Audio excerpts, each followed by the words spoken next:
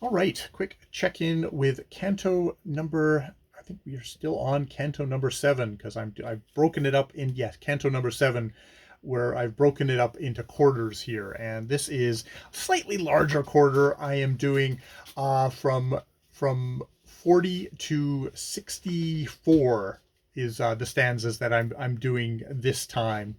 Um, we Here, let me get back to where we are.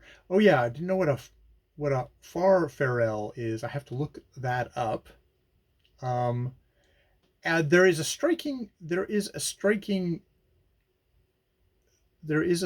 thing in the very first stanza, the 41 that I read, which is, so now he wastes the flower of his youth, and in unending idleness this night would have consumed his soul and body both, and that which lingers when the rest is quite defunct, the fragrant residue, in truth, of all our virtues, which, in death's despite, preserves us from the oblivion of the tomb, would have dispersed upon the wind like fume, which is, Ruggiero is enchanted by Alcina and is like, has given up everything, and that is, consuming. He's idleness, pleasure, but there's no energy there. There's no the Renaissance energy of ambition, um, and I think it's like, would consumed his soul and body both, and that which lingers when the rest is quite defunct. So what lingers after your soul and body are defunct is your achievements,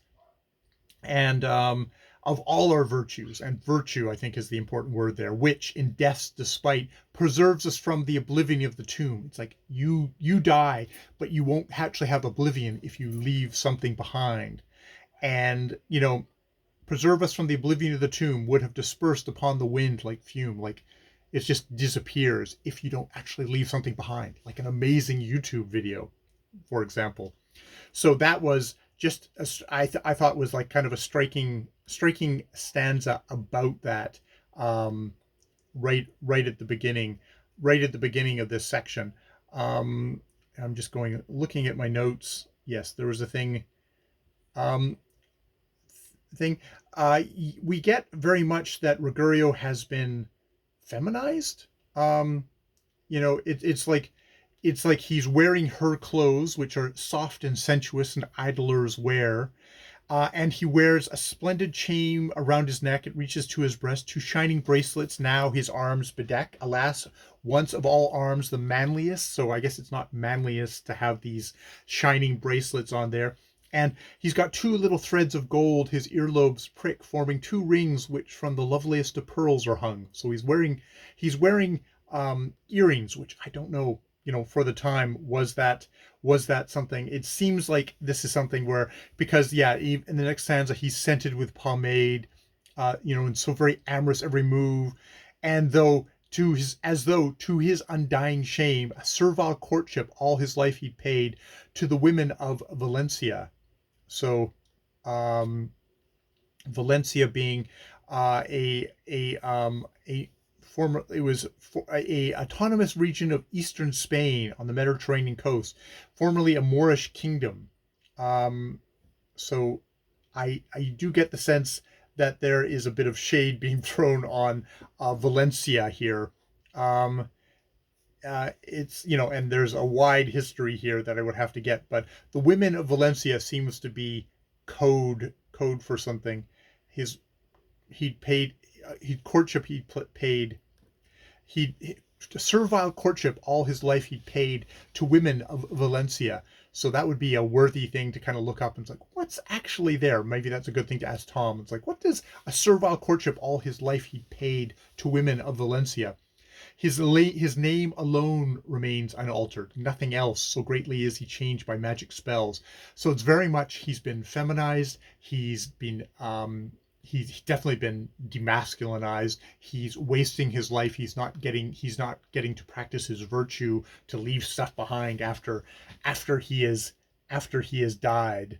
Um, so yeah, the servile courtship to women of Valencia, that would be an interesting thing to look up myself, and if I can't find it, there's definitely a thing here of, we get the kind of the gods again. We've had a lot of stuff of Ganymede and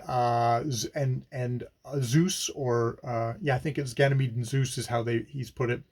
But there's also a thing here of when, because what happens is the sorceress, whose name I can't remember, she decides to take up the thing and rescue Ruggiero, and aid Baramonte. She gets the ring. She flies over, not wearing the ring because it cancels all magic, and she'd fall out of the sky if she wasn't. She gets there. She disguises herself as Atlante and scolds him.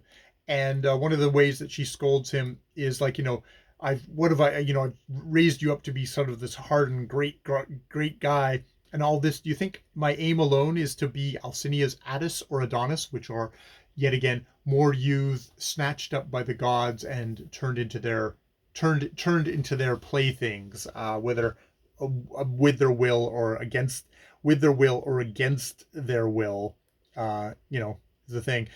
I was actually thinking, because this is Atlante, and it was Atlante's aim to feed Ruggiero to Alcina. There's sort of almost by a proxy thing here of, I've feminized Ruggiero by giving him to this sorceress, which is, he is Atlante is Zeus in this situation. He's snatched up Ganymede, and he's not directly having an intimate relationship with Ruggiero, but he's maybe having it by proxies through Alcinia. So that kind of gets back into the whole to the